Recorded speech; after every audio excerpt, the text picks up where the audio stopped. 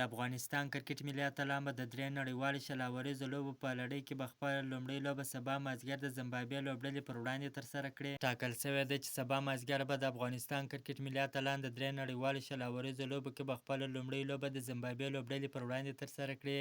که وګورو دغه سیالۍ د زمبابوې په کوربهتوب ترسره کیږي. زمبابوې لوبډله هم په خپل کور کې ډیره قوي او پیاوړې لوبډله لري چې په تیر سیریز کې پاکستان لوبډلې ته ماته ورکړله، هم یې په شل لوبه کې ماته ورکړله، هم یې په 50 لوبه کې ماته ورکړه.